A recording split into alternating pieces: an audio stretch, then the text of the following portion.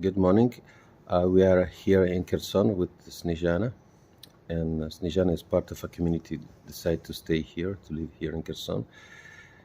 And we will speak about what's happened recently to a member of this community, to Sasha, and about the situation now, what's happening. So, Hello, friends. We are part of Christian Church Restoration Temple, religious community Restoration Temple Church, and our second pastor, associate pastor, while we were driving youth and teens from Kherson to west of Ukraine for youth retreat, he was seized and kidnapped by military recruiters. They kept him, didn't give him his phone, his personal belongings for 24 hours, falsified his documents, and sent him to a training camp without his permission, without his signature. Sent him to a training center for stormtroopers, assault troopers. So a pastor, ordained pastor who has been such a vital part of our church here, and not only in spiritual work, even though that was tremendous what he did with Bible schools, with counseling for people, with all kinds of helps, but also physically he was helping rebuilding houses, pumping out water after the Kakhovka Dam was blown up, and doing a lot of work here under everyday dangers because of shelling, because of drones. So he was sent not just without his will, but with violation of all his rights. He was sent to this training center where they want him to be a assault trooper, stormtrooper. We are praying for all the violence, all the injustice to be redone, and for Alexander to be returned back to our church, to our community, because he is not just very much needed, he is essential part of our church here, helping people, helping our community stay strong, survive despite everything we face.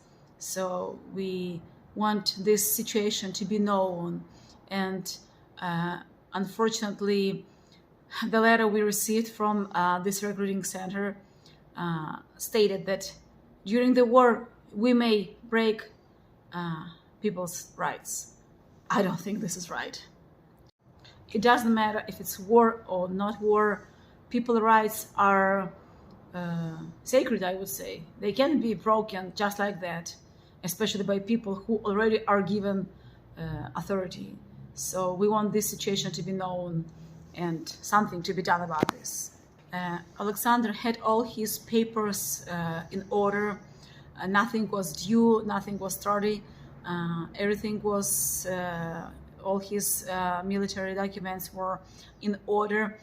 But those recruiters, they began to trick him, to just deceive him. Oh, but we need to check your papers. There's something. And that was very cunning, I would say. Not right how they did this.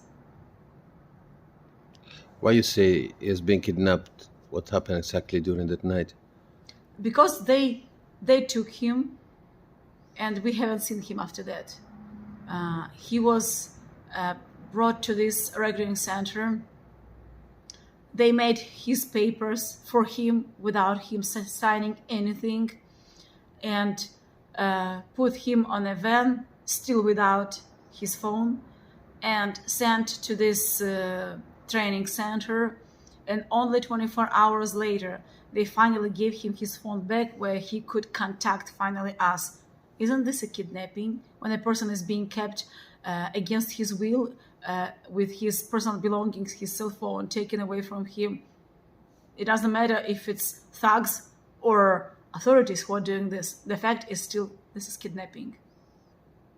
And what is doing he now? Is you told me he was refusing to wear the uniform, or Yes. what is he doing now? Yes, he said that he won't put on the uniform, military uniform, and of course he won't take arms, like, like the these like Weapons, yeah. yes, weapons, yes, because he is a priest, ordained priest. He can't kill people, and then after the war, pray with people, pray for healing, baptize people, give the Holy Communion. The same hands can't be doing two things. It's either. So he refuses to take arms, to put on military uniform, but he does what he's being told. He's working, cutting, chopping wood, building, like doing the physical stuff, but not the training. So what we can do? Can we make pressure on someone to make him free? What you suggest us? What we can do to help Sasha and you as community? Not just in Ukraine, but outside of Ukraine. Oh, let's try. Yeah. So what can you suggest us to do to help your community, to help Sasha and his family, Vika? I wish we could make not just this case known, because there are cases like that left and right, everywhere. Every day I hear cases like that.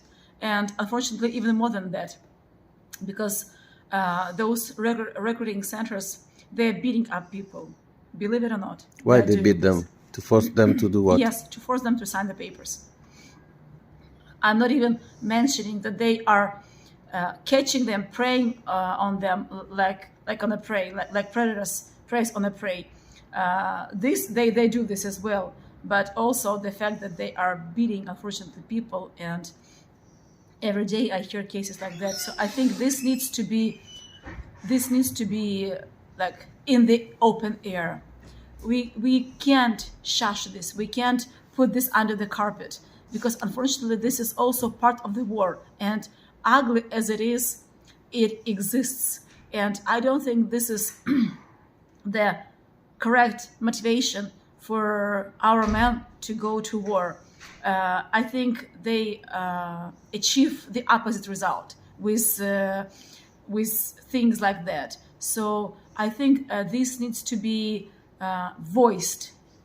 This situation and these situations, this whole problem needs to be voiced, and not only in Ukraine, because unfortunately even our main mass media, they are